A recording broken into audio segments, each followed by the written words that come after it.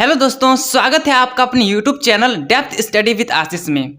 दोस्तों, आपको पता होगा कि हमारा जो चैनल का नाम था वो था आशीष शॉर्ट्स, लेकिन आपका बहुत ही ज़्यादा सपोर्ट होने के कारण दोस्तों हम अपना चैनल का नाम जो है डेप्थ स्टडी विद आशीष में चेंज किए हैं। ठीक है दोस्तों, तो फिर से मैं आपको स्वागत करता हूँ अपने YouTube channel depth study with Ashish में। दोस्तों, ये जो वीडियो है क्लास 10 के हर एक विद्यार्थी के लिए बहुत ही ज़्यादा इंपॉर्टेंट होने वाला है, क्योंकि दोस्तों इस वीडियो में आपका जो एसएसटी सब्जेक्ट है जिसे आप सामाजिक विज्ञान बोलते हैं, उसका जो सेट 1 निकला है दोस्तों, जिसमें आपका सब्जेक्टिव प्रश्न दिए हुए हैं, जिसमें आपके 18 से 19 प्रश्न पूछे गए हैं दोस्तों, उसका दोस्तों हम इस वीडियो में सॉल्यूशन देखने वाले हैं। तो चलिए दोस्तों वीडियो को स्टार्ट करते हैं और जानते हैं हर एक प्रश्न का आंसर बहुत ही अच्छे ढंग से। और दोस्तों जो भी जितना भी आंसर्स है वो मैंने बहुत ही साधारण शब्दों में, बहुत ही सिंपल लैंग्वेज में लिखने का प्रयास किया है, ताकि आप जो है रट ना पाए, क्योंकि दोस्तों आप जो है एसएसटी को बहुत ज़्यादा हार्ड समझ लेते हैं, लेकिन ये जो है बहुत ही ज़्यादा इजी सब्जेक्ट है, बहुत ज़्यादा इंटरेस्टिंग सब्जेक्ट है दोस्तों।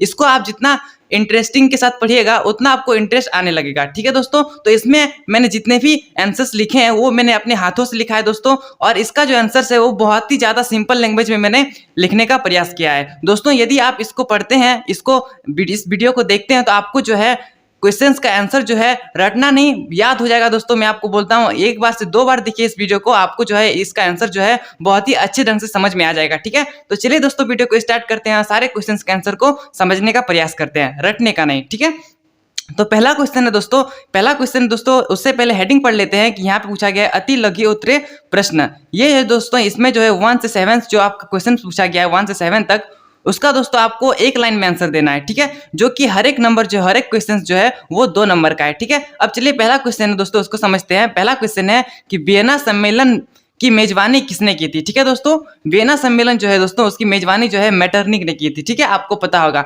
दोस्तों। मैं आपको सिंपल सा प्रश्न पूछता हूँ कि ये जो वियना सम्मेलन ये कब हुआ था, ठीक है, और कहाँ हुआ था, ये दोनों का आंसर आपको कमेंट बॉक्स में देना है यदि आपको पता हो। ठीक है, यदि आपको पता हो तो आप जरूर कमेंट कीजिएगा। ठीक है, लेकिन इसकी जो आंसर था दोस्तों मैंने आपको बता दिया, मेटरनिक। ठीक है, चलिए सेकंड क्वेश्चन को समझने का प्रयास करते हैं। सेकंड क्वेश्चन है कि भारत में प्रथम आधुनिक वस्त्र मिल कब और कहां स्थापित की गई थी। तो चलिए दोस्तों मैं आपको इसका आंसर बहुत ही अच्छे ढंग से समझाने का प्रयास करता हूं। इसका आंसर है कि भारत में प्रथम सूती वस्त्र मिल की स्थापना 1818 में कलकत्ता में समीप फोर्ट ग्लास्टर में की गई थी। ठीक है दोस्तों, लेकिन ये जो था दोस्तों ये जो है असफल रहा था, ये जो है सफल नहीं रहा था। ठीक है, ये जो है सक्सेसफुल नहीं रहा था। ठीक है, फिर से दोस्तों क्या हुआ था कि 1851 में मुंबई में एक मिल स्थापित की गई थी, जो ये भी जो है दोस्तों ये भी असफल रह गई थी। ठीक है, लेकिन फिर से क्या हुआ कि फिर से सबसे पहले जो है सफल आधुनिक वस्त्र मिल जो है 1854 में मुंबई में ही जो है किसके द्वारा, नक्काउसजी डाबर द्वारा खोला गया, जिसमें 1856 में जो है उत्पादन प्रारंभ हुआ था। दोस्तों मैं आपको बता दूं कि ये जो है 2 नंबर का आंसर है दोस्तों। इतना आप नहीं लिखते हैं, इतना जो है दोस्तों आप नहीं भी लिखते हैं, सिर्फ इसको लिखते हैं दोस्तों, तो इसका में जो है आपको फुल नंबर मिलेगा। ठीक है, क्योंकि दोस्तों इसमें डायरेक्ट पूछा गया है कि जो भारत में पहला आधुनिक वस्त्र मिल जो है कहाँ और कब खुला था, लेकिन आप इसको भी लिखते हैं दोस्तों, इसको भी लिखते हैं, तो आपका जो आंसर होगा, जो आपका नंबर होगा वो कटने का बहुत ही ज्यादा कम चांस रहेगा। ठीक है, तो इसका दोस्तों आपको आंसर समझ में आ गया कि 1854 में हुआ था और कब हुआ था, मतलब, और इसका जो स्टार्टिंग पॉइंट हुआ था, स्टार्टिंग जो होता वो हुआ था 1856 में। ठीक है, आशा करता हूं दोस्तों ये भी क्वेश्चन आपको बहुत ही अच्छे ढंग से इसका आंसर आपको समझ में आ गया होगा। ठीक है, अब चलिए नेक्स्ट क्वेश्चन को समझते हैं। नेक्स्ट क्वेश्चन बहुत ही ज्यादा इजी है कि खरीफ फसल किसे कहते हैं। ठीक है, चलिए इसका आंसर समझने का प्रयास करते हैं।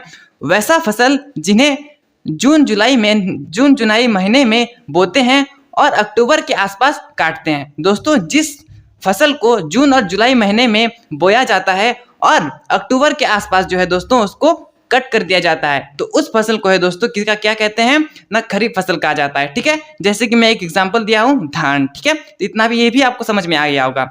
अब चलिए नेक्स्ट क्वेश्चन को समझते हैं कि लोकतंत्र की कोई 2 चुनौतियों का लिखें। ठीक है, यहाँ पे प्रश्न पूछा गया है कि लोकतंत्र की कोई 2 चुनौतियों को लिखें, तो इसका जो आंसर होगा वो होगा, देखिए दोस्तों ये जो लोकतंत्र है इसमें बहुत मतलब 2 से ज्यादा चुनौतियां हैं, लेकिन यहाँ पे सिर्फ 2 चुनौतियों का बात किया गया है। मैं आपको फिर से बता दूं कि ये जो क्वेश्चन है ये 2 नंबर का है। ठीक है, 2 नंबर का है, इसलिए यहाँ पे 2 रीजन पूछा गया है, 2 चुनौती पूछा गया है, तो इसमें 2 लिखकर जो है आपको छोड़ देना है। ठीक है, और चाहे तो आप इसका विस्तार से इसका टिप्पणी भी कर सकते हैं। तो दोस्तों पहला जो मैंने लिखा है वो है शिक्षा का अभाव। बहुत सारे ऐसे व्यक्ति होते हैं जिसको जो है शिक्षा का अभाव होता है, शिक्षा वो ग्रहण नहीं कर पाते हैं। तो ये जो है लोकतंत्र की एक पहली चुनौती हो गई।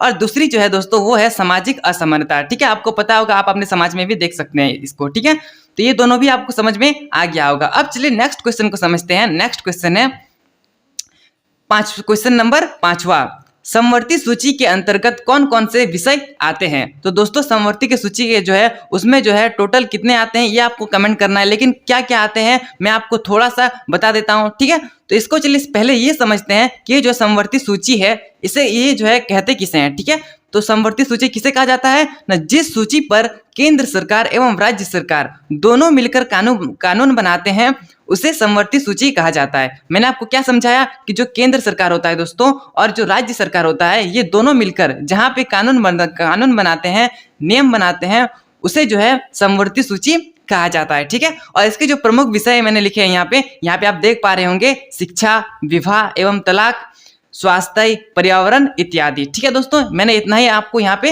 लिखकर समझा दिया है। आशा करता हूँ आपको बहुत ही अच्छे ढंग से समझ में आ रहा होगा, क्योंकि दोस्तों ये जो है केंद्र सरकार और राज्य सरकार दोनों मिलकर जो भी कानून बनाते हैं उसी को सिर्फ यहाँ पे लिखना है। ठीक है, तो ये बहुत ज्यादा इजी क्वेश्चन है। ठीक है, अब दोस्तों मैं आपको बता दूं कि यदि आपको हैंडराइटिंग समझ में नहीं आ रही है तो आप मैं जो बोल रहा हूं उस पर आप गौर करें, आपको जो है सारी चीजें आपको समझ में आ जाएगी। ठीक है, चलिए नेक्स्ट क्वेश्चन को समझते हैं। क्वेश्चन नंबर 6, मुद्रा को विनिमय का माध्यम क्यों कहा जाता है। दोस्तों ये जो है बहुत ही ज्यादा इजी क्वेश्चन पूछा गया है, आपका इकोनॉमिक्स से पूछा गया है। ठीक है दोस्तों, इसका जो आंसर होगा वो होगा कि मुद्रा की सहायता से वस्तुओं और सेवाओं का क्रय और विक्रय कर सकते हैं। ठीक है दोस्तों, आपको पता होगा कि मुद्रा ऐसा चीज है जिसमें आप कोई भी वस्तु को खरीद सकते हैं। ठीक है, उसका लेन देन कर सकते हैं, इसलिए जो है दोस्तों मुद्रा को जो है विनिमय का माध्यम कहा जाता है। मैं आपको फिर से समझा दूं, ये जो है 2 नंबर का क्वेश्चन है। ठीक है, इस कारणवश जो है मैंने शॉर्ट में इसका आंसर लिखा है, लेकिन दोस्तों यदि आपको यही 2 ना मिलके इसका जो मार्क्स है वो अगर 3 या 5 में पूछे तो इसको जो है बहुत ही विस्तार से आपको लिखना पड़ेगा। ठीक है, लेकिन यहाँ पे 2 नंबर में पूछा गया है तो इसलिए दोस्तों हमने जो है 2 लाइन में इसको लिखने का प्रयास किया है। ठीक है, अब चलिए नेक्स्ट क्वेश्चन को समझते हैं। नेक्स्ट क्वेश्चन है कि विदेशी निवेश से आप क्या समझते हैं। तो इसका जो आंसर होगा वो होगा जब कोई बाहरी देश या कंपनी द्वारा हमारे देश में या हमारे देश के कंपनियों में निवेश करते हैं तो उसे जो है विदेशी निवेश कहा जाता है। आपको पता चल गया होगा कि ये जो हम सोचिए हमारा देश है, अगर कोई अन्य कंपनी जो है हमारे देश पे एंटर करती है तो ये जो है विदेशी निवेश इसे कहा जाता है। ठीक है, शॉर्ट है, बहुत इजी है। ठीक है, अब चलिए जो है दोस्तों 7 प्रश्न हमारा खत्म होता है। अब चलिए हम लोग समझते हैं आगे, और ये है दोस्तों लघु उत्तरीय प्रश्न। ठीक है, जो कि आपका 3 नंबर का पूछा गया है। ठीक है दोस्तों, अब इसमें जितने भी प्रश्न पूछे जाएंगे वो जो है 3 नंबर का पूछा जाएगा। ठीक है, और इसका जो आंसर देना है आपको वो लगभग जो है 150 शब्दों में आंसर देना है। ठीक है, 150 शब्दों में दोस्तों आपको इसका आंसर देना है। ठीक है, तो चलिए समझते हैं कि क्वेश्चंस को, उसके बाद जो है इसका आंसर भी समझने का प्रयास करते हैं। क्वेश्चन है कि असहयोग आंदोलन में भारतीय द्वारा अपनाए गए विभिन्न तरीकों का उल्लेख करें। दोस्तों आपको पता होगा कि असहयोग आंदोलन जो है महात्मा गांधी द्वारा चलाया गया था। ठीक है, क्यों चलाया गया था ये भी आपको पता होगा, लेकिन यहाँ पे पूछा गया है कि असहयोग आंदोलन में भारतीय द्वारा अपनाए गए विभिन्न तरीकों का उल्लेख करें। असहयोग आंदोलन जो था दोस्तों, जो महात्मा गांधी द्वारा लागू किया गया था, उसमें जितने भी भारतीय के लोग शामिल थे इसमें, तो वो जो है किस प्रकार से इसका जो है समर्थन कर रहे थे उसका आंसर आपको यहाँ पे लिखना है। ठीक है दोस्तों, तो लेकिन आपको मैं एक सिंपल सा प्रश्न पूछता हूँ कि जो असहयोग आंदोलन इसकी शुरुआत कब हुई थी। ठीक है दोस्तों, इसका आंसर आपको कमेंट बॉक्स में कमेंट करना है। ठीक है, लेकिन मैंने आपको ये बता दिया है कि असहयोग आंदोलन जो है महात्मा गांधी द्वारा चलाया गया था। ठीक है, अब चलिए इसका आंसर लिखने का और समझने का प्रयास करते हैं। दोस्तों ये जो है आपको यहाँ पे पहले ये लिखना है कि असहयोग आंदोलन में भारतीय द्वारा अपनाए गए विभिन्न तरीकों का उल्लेख निम्नलिखित है। ठीक है, इसको लिख देना है। उसके बाद जो है ये जो जितने भी मैंने पॉइंट्स लिखे हैं उसको उसके बाद लिखना है। ठीक है, चलिए पॉइंट्स को समझने का प्रयास करते हैं। सरकार द्वारा दी गई सभी पदवियां लौटा दी गई और सरकारी नौकरियों को त्याग कर दिया गया। दोस्तों आपको पता होगा असहयोग आंदोलन कहने का तात्पर्य है कि जो जितने भी अंग्रेज हैं, जब हमारे देश में अंग्रेजों का शासन था तो जितने भी अंग्रेज हैं उसका सहयोग ना करना, इस जो है इस आंदोलन का मीन्स यही था। ठीक है, कि जितने भी अंग्रेज हैं उसका सहयोग नहीं करेंगे, तो इस कारण वह जितने भी यहाँ के भारतीयवासी थे जो कि यहाँ पे जो भी जितने भी उसके पद मिले थे, जितने भी उसके पोस्ट मिला था, वो उसको लौटा देते हैं। ठीक है, किसको ना, जितने भी ब्रिटिश थे यहाँ पे, ठीक है, उसको लौटा देते हैं। और जितने भी सरकारी नौकरी कर रहे थे यहाँ के आदमी, वो जो है उसको भी त्याग देते हैं, अर्थात उसको भी छोड़ देते हैं। ठीक है, तो ये असहयोग हो गया एक पॉइंट। दूसरा पॉइंट समझते हैं कि विद्यार्थियों ने स्कूलों और कॉलेजों जो है उसको भी छोड़ दिया था। ठीक है, ये जो विद्यार्थी थे दोस्तों, ये भी जो है कॉलेज भी जाना बंद कर दिए थे। ठीक है, जो आप इसका स्कूल था वो भी जाना बंद कर दिए थे। ठीक है, तो इसका भी यहाँ पर भी असहयोग आपको देखने को मिलता है। नेक्स्ट पॉइंट है कि शिक्षकों ने त्याग पत्र दे दिया था। ठीक है, शिक्षक जो भी जितने भी शिक्षक थे वो जो है अपना त्याग पत्र दे दिए थे। ये जो है स्कूल ना मतलब आने से इनकार कर रहे थे। ठीक है, नेक्स्ट पॉइंट है कि वकीलों ने मुकदमे लड़ने बंद कर दिए थे, और जितने भी वकील थे वो जो है जितने भी केस थे उसको लड़ना बंद कर दिया था। विदेशी वस्तुओं का बहिष्कार कर दिया गया था, जैसे कि कपड़े, आपको पता होगा, सूती वस्त्र। ठीक है, तो जितने भी विदेशी वस्त्र आते थे जो कि बाहर से मंगाया जाता था, उसका जो है बहिष्कार करना स्टार्ट कर दिया था भारतीयवासी। ठीक है, और नेक्स्ट पॉइंट है दोस्तों कि व्यापारियों ने विदेशी व्यापार में पैसा लगाने में इनकार कर दिया था। ठीक है, जितने भी व्यापारी थे, जितने भी बिजनेसमैन थे, वो जो है विदेशी व्यापार में जो है अपना पैसा लगाना बंद कर दिया था। ठीक है, तो ये सारी चीजें आपको बहुत ही अच्छे ढंग से समझ में आ गया होगा। ठीक है दोस्तों, और यदि आपने भारत में राष्ट्रवाद चैप्टर, दोस्तों कितना ये तो अब मुझे नहीं पता, लेकिन चैप्टर का नाम है भारत में राष्ट्रवाद, यदि आप उस चैप्टर को बहुत ही अच्छे ढंग से पढ़ा है तो आप जो है जितने भी महात्मा गांधी द्वारा आंदोलन किए गए हैं वो सारे जो है आपको पता चल गए होंगे, और इसका आंसर आपको बहुत ही इजी लग रहा होगा समझने में। ठीक है, चलिए नेक्स्ट क्वेश्चन को समझते हैं। Question number 9। क्वेश्चन नंबर 9 है कि पहले विश्व युद्ध के समय भारत का औद्योगिक उत्पादन क्यों बढ़ा। आपको पता होगा पहला विश्व युद्ध कब हुआ था। ठीक है दोस्तों, नहीं पता है तो मैं आपको बता दूं कि 1914 से 1918 तक पहला विश्व युद्ध हुआ था। ठीक है दोस्तों, आपको पता होगा। तो जब पहला विश्व युद्ध हुआ था, इस समय जो है दोस्तों हम लोग का जो भारत देश था उसमें जो है ब्रिटिश शासन था। ठीक है, तो जब पहला विश्व युद्ध हुआ था 1914 से 1918 में, तब हमारा जितना भी औद्योगिक था, जितने भी फैक्ट्री थे, उसका उत्पादन जो है बहुत ही ज्यादा बढ़ गया था। तो क्यों बढ़ा था दोस्तों, ये प्रश्न पूछा गया है यहाँ पे। ठीक है, तो इसका आंसर चलिए समझने का प्रयास करते हैं। इसमें पहला पॉइंट है कि प्रथम विश्व युद्ध में ब्रिटेन ऐसे उलझ गया कि उसका ध्यान अपने बचाव में लग गया था। आपको पता होगा कि ब्रिटेन जो है, जिसे हम लोग ब्रिटिश इंग्लैंड जो बोलते हैं, ठीक है, तो ये जो है जब भारत में कब्जा किया था इस समय, ठीक है, तो जो जब ब्रिटेन जो है इसमें उलझ गया, किसमें न, प्रथम विश्व युद्ध में जब उलझ गया, तब ये जो है अपना बचाव के लिए उसमें ध्यान देने लगा। ठीक है, ना कि भारत के ऊपर ध्यान दिया। ठीक है, तो ये बचाव के ऊपर ध्यान दिया। उसके बाद क्या करता है ये कि इसलिए भारत में अपने माल का निर्यात ना कर सका। ठीक है, जितने भी उसके कच्चे माल थे उसको जो है निर्यात नहीं कर पाया, जिस कारणवश जो है भारत के उद्योगों को पनपने का सुअवसर प्राप्त हो गया। ठीक है, तो इस कारणवश जो है भारत में जितने भी औद्योगिक थे उसको जो है एक सुअवसर प्राप्त हो गया, एक जो है मौका मिल गया। ठीक है, तो इसका जो है भरपूर उपयोग किए भारतवासी। ठीक है, उसके बाद जो है नेक्स्ट पॉइंट है कि इंग्लैंड के सभी कारखाने निर्यात की विभिन्न चीजें बनाने की बजाय सैनिक सामग्री बनाने में लग गई। ठीक है, आपको पता चली गया होगा कि इंग्लैंड जो है इसमें उलझ गया था अपने बचाव के लिए प्रथम विश्व युद्ध में। ठीक है, तो इसलिए जो है दोस्तों कि भारतीय उद्योगों को रातों रात जो है एक विशाल देसी बाजार मिल गया था। ठीक है, जिस कारणवश जो है हमारा जो औद्योगिक था, औद्योगिक उत्पादन था, वो बहुत ही ज्यादा बढ़ा। ठीक है, इसके बाद नेक्स्ट पॉइंट है कि नए कारखाने लगाए गए। ठीक है, इस समय जो है बहुत ज्यादा नया कारखाना भी लगाया गया। पुराने कारखाने कई पारियों में चलने लगे, बहुत सारे नए मजदूरों को काम पर रखा गया। जब नए नए कारखाने खोले गए तो जाहिर सी बात है कि यहाँ पे मजदूरों को भी रखा गया। ठीक है, जिस कारण बस मजदूरों को भी जो है फायदा होने लगा, और इसलिए जो है पहले विश्व युद्ध के समय भारत का औद्योगिक उत्पादन बढ़ा। तो दोस्तों आपको मैंने 3 पॉइंट बताए, तीनों पॉइंट आपको बहुत ही अच्छे ढंग से समझ में आ गया होगा। ठीक है, और यह भी पता चल गया होगा कि भारत जो प्रथम विश्व युद्ध हुआ था उसमें जो है जो औद्योगिक उत्पादन था भारत का वो किस प्रकार से बढ़ा। इसका आंसर भी आप अपने बहुत ही इजी शब्दों में इसका आंसर दे सकते हैं। ठीक है दोस्तों, मैं आपको फिर से बता दूं कि ये जो नोट्स बनाया है इसको दोस्तों बहुत ही ज्यादा मेहनत लगा इसको बनाने में, क्योंकि दोस्तों मैंने इससे पहले भी एक नोट्स बनाया था, लेकिन वो जो है दोस्तों जितने भी वर्ड थे वो कुछ जो है बहुत ज्यादा हार्ड वर्ड थे, जिस कारण जो है मैंने फिर से बहुत ही सिंपल लैंग्वेज में बनाने का प्रयास किया है, ताकि आप भी जो है इसको समझ सकें। आप एक बार पढ़िएगा तो इसका जो है बहुत ही इजी से आपको प्राप्त हो जाएगा। ठीक है दोस्तों, और यदि आपको इस पीडीएफ चाहिए, इसका पीडीएफ चाहिए, तो आप दोस्तों हमारे टेलीग्राम ग्रुप से भी जुड़ सकते हैं। इसका लिंक जिसका लिंक मैंने डिस्क्रिप्शन में दे दिया है। ठीक है दोस्तों, तो आपको पीडीएफ प्राप्त करना है तो आप हमारे सीधे टेलीग्राम में जाइए, इसका लिंक अब मैंने डिस्क्रिप्शन में दे दिया है। ठीक है, चलिए नेक्स्ट क्वेश्चन को समझने का प्रयास करते हैं। नेक्स्ट क्वेश्चन है कि नवीकरणीय और अनवीकरणीय संसाधनों में क्या अंतर है। ठीक है दोस्तों, तो मैंने इस तरफ नवीकरणीय संसाधनों को लिखा है और इस तरफ जो है अनवीकरणीय संसाधन को लिखा है। ठीक है, तो चलिए दोनों में अंतर देखने को प्रयास करते हैं। तो पहला जो पॉइंट है वो है इस संसाधन का उपयोग हम कई बार कर सकते हैं। ठीक है दोस्तों, नवीकरणीय संसाधन में क्या होता है कि इसमें जो भी संसाधन होते हैं उसका उपयोग जो है हम लोग बार बार कर सकते हैं। ठीक है, लेकिन अनवीकरणीय में क्या होता है कि इस संसाधन का प्रयोग जो है एक ही बार किया जा सकता है। ठीक है दोस्तों,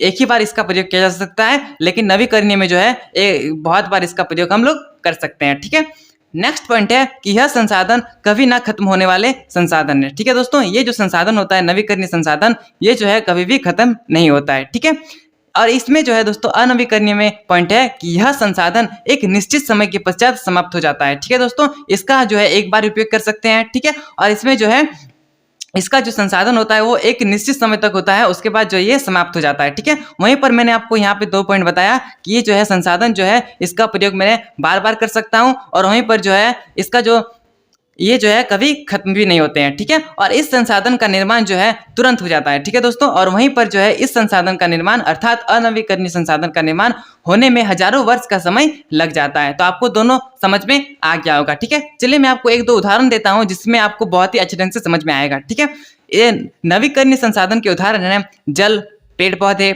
इत्यादि। ठीक है, और अनवीकरणीय संसाधन के उदाहरण है खनिज, कोयला और पेट्रोल। ठीक है दोस्तों, तो दोस्तों आपको पता चल गया होगा, आपको बहुत ही अच्छे ढंग से समझ में भी आ गया होगा कि नवीकरणीय संसाधन और अनवीकरणीय संसाधन क्या होते हैं। ठीक है, अब चलिए नेक्स्ट क्वेश्चन को समझने का प्रयास करते हैं। नेक्स्ट क्वेश्चन है कि दबाव समूह की गतिविधियां लोकतांत्रिक सरकार के कामकाज में कैसी उपयोगी होती है। तो दोस्तों आपको इसका प्रश्न समझ में आया होगा, तो इसका आंसर सुनिए। दबाव समूह सरकार को निरंकुश होने से रोकती है। ठीक है दोस्तों, ये जो दबाव समूह होता है ये जो है सरकार को निरंकुश आपको पता होगा, बहुत ही अच्छे ढंग से आप क्लास 8 से पढ़ते आ रहे होंगे। ठीक है, तो क्लास 8 में भी आपको इसका आंसर, इसका जो है मीनिंग आपको पता चल गया होगा। ठीक है, तो ये जो है दबाव समूह सरकार को निरंकुश होने से रोकती है और लोकतंत्र को मजबूत बनाती है। ठीक है, आपको पहला कार्य पता चल गया होगा दबाव समूह का। सेकंड सुनिए, दबाव समूह सरकार को किसी एक हित में कानून बनाने से रोकती है। ठीक है दोस्तों, कोई भी एक हित से जो है नहीं बनाने देती है। ठीक है, दोनों तरफ से जो है इसका जो है दोनों तरफ से इन लोग जो है एक्सेप्ट करना चाहिए, तभी जो है दबाव समूह जो है इसको जो है कोई भी कानून बनाने देती है। ठीक है, नेक्स्ट पॉइंट है कि दबाव समूह आंदोलन के माध्यम से आम जनता को सरकार को अपनी समस्याओं से अवगत करवाती है और कुछ विशेष वर्ग के दबाव में आने से रोकती है। ठीक है, तो आपको दबाव समूह के 3 पॉइंट पता चल गए होंगे। अब चलिए आखिरी पॉइंट को समझ लेते हैं। आखिरी पॉइंट है कि दबाव समूह जो है समाज के लिए विभिन्न समुदायों में संतुलन बनाए रखती है। ठीक है दोस्तों, जितने भी यहाँ पे गरीब ऊंच नीच होते हैं, जितना भी असंतुलन होता है उसको जो है संतुलन करने का कार्य करती है। कौन करती है? तो दोस्तों आपको पता चल गया होगा, दबाव समूह। ठीक है, अब चलिए नेक्स्ट क्वेश्चन को समझने का प्रयास करते हैं। नेक्स्ट क्वेश्चन है दोस्तों, श्रीलंका के समाज के जातीय बनावट की व्याख्या करें। दोस्तों आपको पता होगा श्रीलंका एक देश है। ठीक है, एक द्वीपीय देश है। सारी चीजें मैं आपको इसमें बताऊंगा, आप सिर्फ समझते हुए चलिए। ठीक है, श्रीलंका एक द्वीपीय देश है, यह भारत का पड़ोसी देश भी है। ठीक है, आपको पता होगा भारत के नीचे जो है दोस्तों यहाँ पे श्रीलंका है। ठीक है, तो ये जो है दोस्तों एक द्वीपीय देश है और भारत का पड़ोसी देश भी है। ठीक है, और ये जो है श्रीलंका वो 4 फरवरी 1948 को श्रीलंका जो है एक राष्ट्रीय राज्य बना था। ठीक है, और उस समय श्रीलंका की आबादी जो है लगभग 2 करोड़ थी। ठीक है, अर्थात हरियाणा के बराबर। जो हमारा देश में एक राज्य है जिसका नाम है हरियाणा, उसके बराबर थी, अर्थात 2 करोड़। ठीक है दोस्तों, आपको समझ में आ गया होगा कि ये जो है श्रीलंका एक द्वीपीय देश है। ठीक है, ये भारत का पड़ोसी भी है। ये जो है 4 फरवरी 1948 में आजाद हुआ था। ठीक है, इसकी जनसंख्या उस समय 2 करोड़ थी। ये सारी चीजें आपको बहुत ही अच्छे ढंग से समझ में आ गई होगी। ठीक है, और दक्षिण एशिया के अन्य देशों की तरह श्रीलंका में भी कई जातीय समूह के लोग रहते थे, जैसे कि सिंगली कितना परसेंट ना 74%, तमिल 18%, ईसाई 8%। ठीक है, और ये जो सिंगली दोस्तों हैं वो सिंगली भाषा बोलते थे, तमिल भाषा बोलते थे, और ये जो ईसाई होते हैं वो सिंगली और तमिल दोनों भाषा बोलते थे। ठीक है दोस्तों, तो मैं आपको यहाँ पे फिर से एक डाउट कंप्लीट करवा दूं कि यदि आपको डाउट होता होगा कि तमिल जो है वो 2 कैटेगरी में बांटा हुआ था। ठीक है दोस्तों, जिसमें से टोटल 18% था, लेकिन जो 13% था वो था श्रीलंकाई तमिल, वहीं पर जो है दोस्तों 5% था वो था हिंदुस्तानी तमिल। ठीक है, ये सारी चीजें आपको बहुत ही अच्छी ढंग से समझ में आ रहा होगा। दोस्तों समझ में आ रहा होगा तो हम हमारे चैनल को सब्सक्राइब कर सकते हैं, बेल आइकन को प्रेस कर दीजिए और जितना हो सके दोस्तों आप अपने दोस्तों के साथ शेयर कीजिए ताकि उन्हें भी जो है बहुत ही सिंपल लैंग्वेज में उसका आंसर प्राप्त हो जाएगा। ठीक है दोस्तों, अब चलिए नेक्स्ट क्वेश्चन को समझते हैं। नेक्स्ट क्वेश्चन है कि ऋण की शर्तों का उल्लेख करें। ठीक है दोस्तों, जो उधार होता है उसका जो शर्त होता है उसमें क्या क्या शर्तें रखी जाती है उसका जो है दोस्तों उसका यहाँ पे उल्लेख करना है। ठीक है, तो चलिए दोस्तों समझते हैं इसका आंसर। दोस्तों आपको पता होगा कि ये सारे जो मैंने अभी क्वेश्चंस बता रहा हूँ वो 3 नंबर का है। ठीक है, तो 3 नंबर का है दोस्तों, तो मैं आपको बता दूं कि ये जो 3 नंबर का है तो इसमें मैंने आपको 3 पॉइंट लिखे हैं। ठीक है, जिसमें आपको बहुत ही अच्छा लगेगा समझने में भी और इसका आंसर लिखने में भी आपको कोई भी कठिनाई नहीं होगी। ठीक है, तो चलिए समझते हैं इसका आंसर। ऋण लेने वालों को बैंकों को ऋण लेने वाले को बैंकों को अपनी आय का प्रमाण पत्र देना पड़ता है। जो भी ऋण लेता है दोस्तों वो जो है जो बैंक से ऋण लेता है उस बैंक को जो है अपना प्रमाण पत्र जो है देना पड़ता है। ठीक है, सिक्योरिटी के रूप में बैंकों में कुछ जमा करना भी पड़ता है। ठीक है, कुछ सिक्योरिटी के रूप में जो है आप कुछ दीजिए, उसके बदले जो है आप ऋण ले सकते हैं। ठीक है, और ऋण लेने के लिए गारंटर का होना बहुत ही ज्यादा इंपॉर्टेंट है। ठीक है दोस्तों, ये जो गारंटर है दोस्तों ये बहुत ही ज्यादा इंपॉर्टेंट साबित होता है ऋण लेने के लिए। ठीक है, तो चलिए दोस्तों इसका भी तीनों समझ में आ गया होगा, तीनों पॉइंट आपको बहुत ही अच्छे ढंग से समझ में आ गया होगा। ठीक है, अब चलिए नेक्स्ट क्वेश्चन को समझते हैं। विश्व व्यापार संगठन जिसे WTO बोला जाता है, इसके जो है किन्हीं 3 उद्देश्यों का उल्लेख करना है। ठीक है, 3 पॉइंट में बताना है और 3 नंबर हासिल करना है। ठीक है, चलिए समझते हैं इसका आंसर। अंतरराष्ट्रीय व्यापार को बढ़ावा देना चाहिए, पहला पॉइंट। दूसरा, वस्तु और सेवाओं के उत्पादन एवं व्यापार का प्रसार करना चाहिए। ठीक है, तीसरा है कि पर्यावरण का संरक्षण एवं उसकी सुरक्षा करनी चाहिए। ठीक है दोस्तों, यहीं पर 3 पॉइंट आपका खत्म होता है, लेकिन मैंने और एक एक्स्ट्रा पॉइंट लिख दिया है ताकि आपको कोई भी एक पॉइंट समझ में नहीं आ रहा होगा तो आप उसके बदले जो है दूसरा पॉइंट लिख सकते हैं। ठीक है, तो चौथा पॉइंट है दोस्तों कि अंतरराष्ट्रीय व्यापार से संबंधित विवादों का समाधान करता है। ठीक है, तो ये दोस्तों जो है WTO उसके जो 3 उद्देश्य थे वो मैंने आपको यहाँ पे समझा दिए। ठीक है, आपको बहुत ही अच्छे ढंग से समझ में आ गया होगा। ठीक है दोस्तों, अब चलिए आगे बढ़ते हैं और आगे समझते हैं 5 नंबर का क्वेश्चंस। ठीक है, अब जितने भी मैं प्रश्न बताऊंगा वो सारे जो है 5 प्रश्न करेंगे। ठीक है, जिसका आंसर आपको 250 अर्थात 250 शब्दों में जो है इसका आंसर देना है। ठीक है, जिसे हम लोग दीर्घ उत्तरीय प्रश्न बोला जाता है। ठीक है दोस्तों मैं आपको फिर से बता दूं कि यदि आपने हमारे चैनल को सब्सक्राइब नहीं किया है तो चैनल को सब्सक्राइब कर दीजिए, बेल आइकन को प्रेस कर दीजिए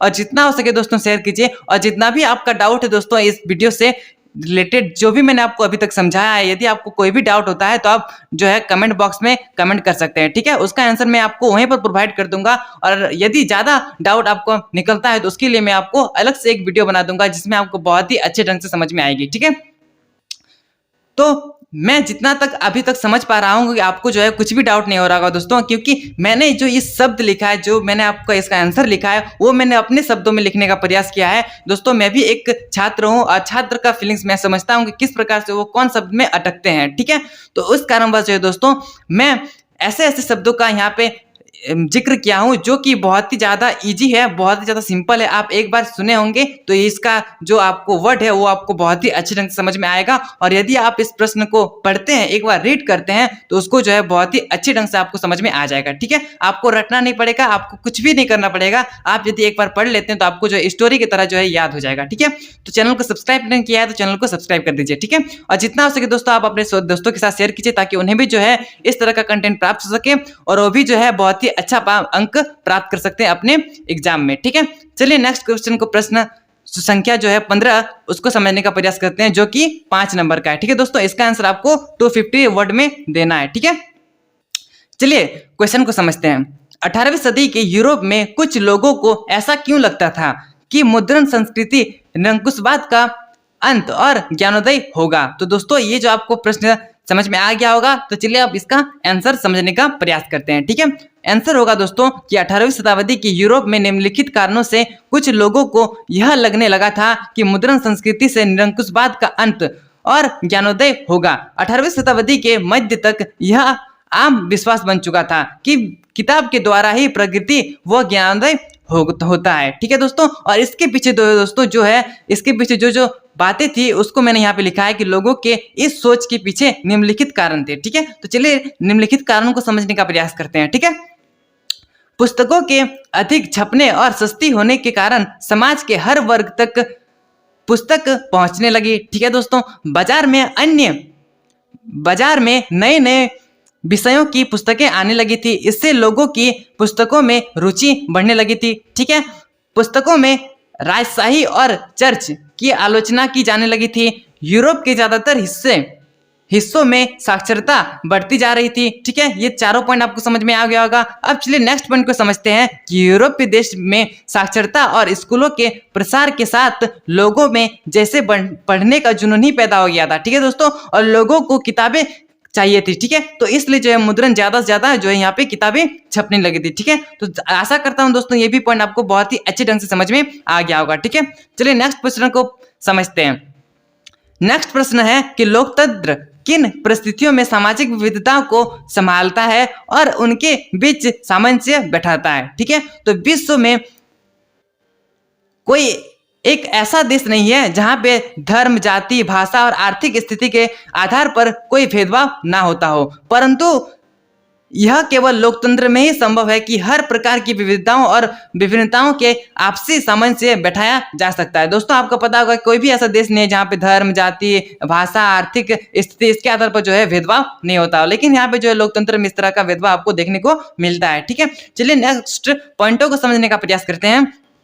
लोकतंत्र में सभी को समान अधिकार है कि इसमें जो है अमीर और गरीब के वोट का समान मूल्य होगा। ठीक है दोस्तों, यदि वो अमीर हो या फिर गरीब हो, वो अगर वोट देता तो इसका भी जो है जितना वैल्यू होगा वो भी इसका भी उतना ही वैल्यू होगा। ठीक है, इसमें कोई भी भेदभाव नहीं मिलता है। ठीक है दोस्तों, नेक्स्ट है कि लोकतंत्र में पुरुष और महिलाओं को बराबर के अधिकार प्रदान किए गए हैं। ठीक है दोस्तों, यहाँ पे जो लोकतंत्र होता है इसमें जो है पुरुष को जितने अधिकार प्राप्त है वहीं पर जो है उतना ही महिलाओं को प्राप्त किए जाते हैं। ठीक है, और पुरुषों के समान ही जो है महिलाओं को अपना व्यवसाय चुनने का पूरा अधिकार होता है। ठीक है दोस्तों, ये जो है लोकतंत्र में आपको देखने को मिलता है। ठीक है, लोकतंत्र में अल्पसंख्यकों और बहुसंख्यकों का समान महत्व है। दोनों ही एक दूसरे के भावनाओं का आदर और सम्मान करते हैं। ठीक है दोस्तों, तो यहाँ पे आपको लोकतंत्र में ही आपको ऐसा देखने को मिलेगा जहाँ पे जो है ना ही भेदभाव होता है, ना ही किसी प्रकार का कुछ देखने को मिलेगा। ठीक है दोस्तों, तो ये भी सारी चीजें आपको बहुत ही अच्छे ढंग से समझ में आ रही होगी। ठीक है, और यदि आपने क्लास 10 की एसएसटी बुक को अच्छे से रीड किया है दोस्तों, एनसीईआरटी के एसएसटी को अच्छे से रीड किया है, तो आपको जो ये सारी चीजें बहुत ही ईजी लग रहा होगा। ठीक है, सामाजिक समूह के टकराव को पूरी तरह से समाप्त नहीं किया जा सकता है, परंतु लोकतंत्र के माध्यम से सभी सामंजस्य स्थापित किया जा सकता है। ठीक है दोस्तों, तो लोकतंत्र यदि किसी देश में लोकतंत्र है, जैसे कि हमारे देश में दोस्तों लोकतंत्र है, तो ये जो है बहुत ही अच्छी बात है हमारे देश के लिए। ठीक है, तो दोस्तों ये जो क्वेश्चन नंबर 16 था वो आपको बहुत ही अच्छे ढंग से समझ में आ गया होगा। ठीक है, अब चलिए नेक्स्ट प्रश्न को समझने का प्रयास करते हैं। नेक्स्ट प्रश्न है क्वेश्चन नंबर 17। ठीक है, एक अर्थव्यवस्था में मुद्रा की भूमिका की विवेचना कीजिए। ठीक है, एक जो है अर्थव्यवस्था में मुद्रा की जो भूमिका होती है उसका जो है यहाँ पे विवेचना करना है। ठीक है, तो चलिए इसका पॉइंट को समझने का प्रयास करते हैं। मुद्रा आवश्यकताओं की दोहरे संयोग की समस्या की आसानी से सुलझाती है। ठीक है दोस्तों, मुद्रा वस्तु विनिमय का समस्याओं को दूर करती है। आपको पता चलेगा होगा, मैंने आपको इससे पहले भी पॉइंट में आपको समझाया था। ठीक है, मुद्रा लेन-देन की सुविधाजनक बनाती है। ठीक है दोस्तों, जो आपको वस्तु में लेन-देन की प्रक्रिया होती है उसमें जो है मुद्रा की बहुत ज्यादा महत्वपूर्ण भूमिका होती है। ठीक है, मुद्रा की सहायता से ही हम किसी वस्तु को खरीद या बेच सकते हैं। ठीक है दोस्तों, यदि आप खरीद रहे हैं तो आप जो है उसको पैसा देना पड़ेगा, मुद्रा देना पड़ेगा। ठीक है, तभी जो है आप किसी वस्तु को खरीद सकते हैं, और यदि आप बेचना चाहते हैं किसी वस्तु को तो जो खरीदने वाला होगा वो आपको पैसा देगा, तभी आप जो है इसको बेच सकते हैं। ठीक है, तो इस कारणवश जो है मुद्रा का यहाँ पे बहुत ज्यादा अहम भूमिका रहती है। ठीक है, चलिए नेक्स्ट पॉइंट को समझने का प्रयास करते हैं।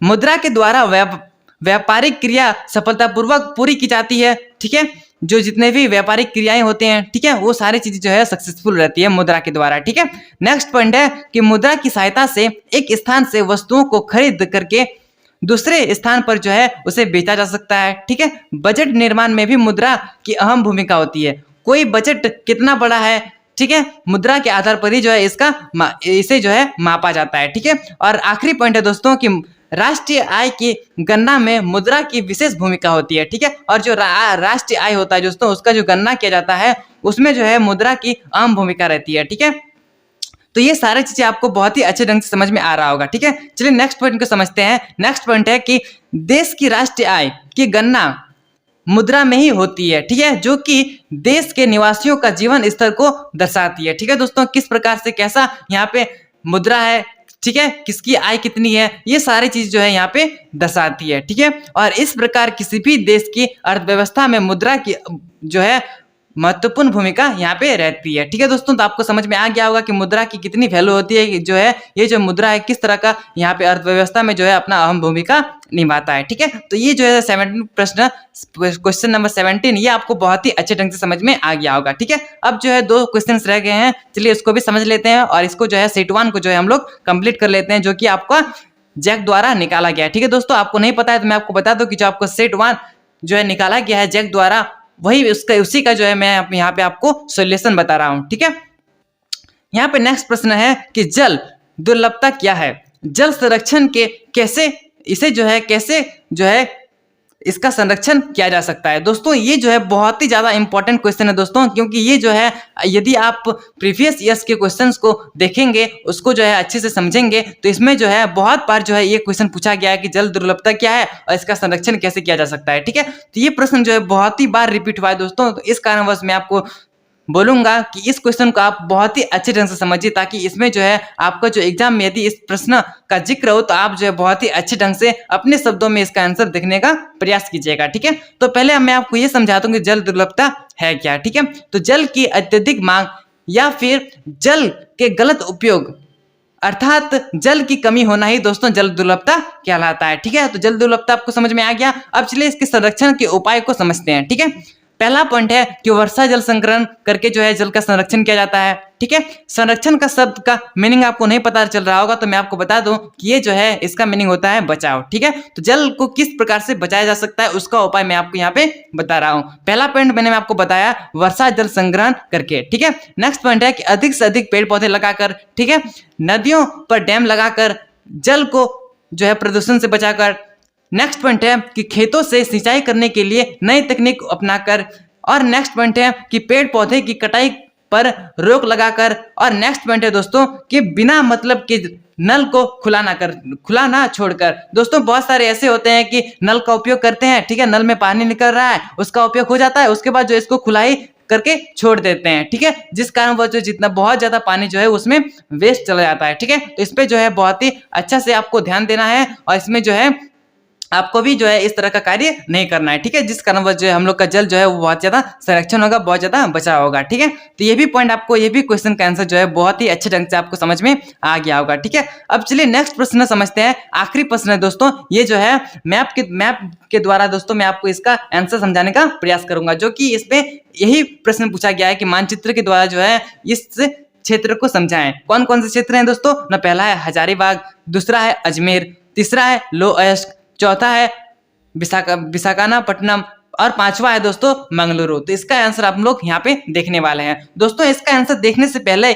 यदि आपने हमारे चैनल को सब्सक्राइब नहीं किया है तो चैनल को सब्सक्राइब कर दीजिए, बेल आइकन को प्रेस कर दीजिए और जितना हो सके दोस्तों अपने दोस्तों के साथ शेयर कीजिए, ताकि मैं आपको फिर से बता दूं कि आपके दोस्त को भी जो है इस तरह की कंटेंट प्राप्त हो सके और जितने भी डाउट्स है वो अपने कमेंट्स में बता सके, ताकि मैं उसका डाउट जो है कंप्लीट कर सकूं। ठीक है दोस्तों, तो चलिए इसका भी आंसर देख लेते हैं मैप के द्वारा। ठीक है, तो मैं आपको थोड़ा सा मैं आपको यहाँ पे पूरा दिखा देता हूँ। ये जो है दोस्तों हमारा देश भारत है। ठीक है दोस्तों, तो इसमें जो है जितने भी प्रश्न पूछे गए थे उसका मैं आपको यहाँ पे आंसर बताने वाला हूँ। ठीक है, यहाँ पे 5 जो है जगह के नाम पूछे गए थे। ठीक है दोस्तों, तो पांचों के आंसर मैं आपको यहाँ पे बताने वाला हूँ।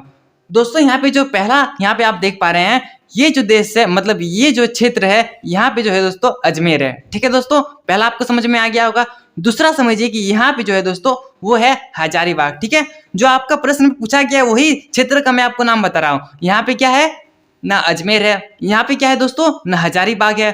तीसरा ये जो है दोस्तों तीसरा पॉइंट, यहाँ पे क्या है न लोअयस्क क्षेत्र है। ठीक है दोस्तों, तीसरा भी आपको समझ में आ गया होगा। अब चौथा दोस्तों समझिए, चौथा जो है यहाँ पे है विशाखापट्टनम। ठीक है, चौथा भी समझ में आ गया। अब पांचवा समझिए दोस्तों। ठीक है, ये जो पांचवा है दोस्तों ये है मंगलुरु। ठीक है, आखिरी बच गया था तो यही है मंगलुरु। ठीक है दोस्तों, यहाँ पे जो 5 प्रश्न पूछे गए थे हजारीबाग, अजमेर, लोहर्दगा, विशाखापट्टनम और मंगलुरु। इसी का आंसर दोस्तों मैंने आपको यहाँ पे बता दिया। ठीक है, तो आशा करता हूँ दोस्तों मैंने आपको जितने भी सारी चीजें बताई जो कि मेरे द्वारा लिखा गया था दोस्तों, मैंने अपने द्वारा जो है यहाँ पे लिखा था, आपके लिए लिखा था दोस्तों। ठीक है, क्योंकि जो है दोस्तों आपका बहुत ज्यादा कमेंट आ रहा था कि सर आप जो एसएसटी में आप जो है साइंस में तो बता दिए। मैंने आपको दोस्तों मैं आपको बता दूं कि यदि आपने हमारे साइंस के सॉल्यूशन वीडियो को नहीं देखा है जो कि क्लास 10 का है दोस्तों, और क्लास 10 का यदि आपने नहीं देखा है तो आप हमारे चैनल में विजिट करके देख सकते हैं। ठीक है, वो भी मैंने आपको बहुत ही सिंपल शब्दों में देने का प्रयास किया है, समझाने का प्रयास किया है, आपको अच्छा लगेगा, आप जो है बहुत ही अच्छे ढंग से समझ पाइएगा। ठीक है दोस्तों, तो उसमें जो है दोस्तों बहुत सारे कमेंट आए कि सर आप जो एसएसटी का थोड़ा समझा दीजिए, एसएसटी में बहुत ज़्यादा डाउट होता है। तो मैंने आपको जो है अपने शब्दों में दोस्तों एक छात्र होने के संबंध में, एक छात्र होने के नाते मैंने आपको एक छात्र का फीलिंग समझने का प्रयास किया है, और उसमें जो है बहुत ही ज़्यादा सिंपल लैंग्वेज में जो है दोस्तों इसका आंसर मैंने आपको देने का प्रयास किया है। और आप जो है यहाँ पे देख सकते हैं किस प्रकार से जो है दोस्तों मैंने आपको अपना चैनल में दोस्तों इस तरह का कंटेंट आपको तक पहुंचाया है। तो दोस्तों आशा करता हूं दोस्तों कि आपको जो है मैंने अपने जितने भी क्वेश्चंस का आंसर लिखे हैं, जो इतने भी सिंपल शब्दों में लिखने का प्रयास किया है, उतना हमने जो है सिंपल लैंग्वेज में लिखा है। ठीक है दोस्तों, तो आशा करता हूं दोस्तों आप जितने भी क्वेश्चंस को पढ़े अभी वो सारे जो है बहुत ही ज्यादा इजी लगा होगा। ठीक है दोस्तों, और यदि आप हमारे चैनल में न्यू है तो आप हमारे चैनल को सब्सक्राइब कर दीजिए, बेल आइकन को प्रेस कर दीजिए, और जितना हो सके दोस्तों आप हमारे अपने दोस्तों के साथ शेयर कीजिए ताकि उन्हें भी जो है इस तरह का कंटेंट प्राप्त हो सके। ठीक है दोस्तों, और यदि आप क्लास 12 के छात्र हैं तो मैं आपको बता दूं कि क्लास 12 के जितने भी आर्ट्स के सब्जेक्ट निकाले गए हैं, जैसे कि history, geography, economics, Hindi core, Hindi elective, ठीक है, ये सारे चैप्टर्स, ये सारे सब्जेक्ट्स के सॉल्यूशन वीडियो मैं अपने चैनल में प्रोवाइड कर दिया हूं। यदि आपने नहीं देखा है या फिर यदि आपके भैया दीदी ऐसे कोई हैं तो उसे भी जो है इस वीडियो को शेयर कीजिए ताकि उन्हें भी जो है इस चैनल के द्वारा बहुत ही अच्छा कंटेंट के द्वारा उन्हें भी जो है समझ में आएगी और वो भी अपने एग्जाम में अपने रिजल्ट को बहुत ही बेहतरीन कर पाएंगे। ठीक है दोस्तों, तो चलिए दोस्तों मिलते हैं हम अगले वीडियो में, तब तक के लिए आप हमारे चैनल से जुड़ जाइए और चैनल को सब्सक्राइब कर दीजिए। ठीक है, अब चलिए मिलते हैं अगले वीडियो में, तब तक के लिए जय हिंद, जय भारत।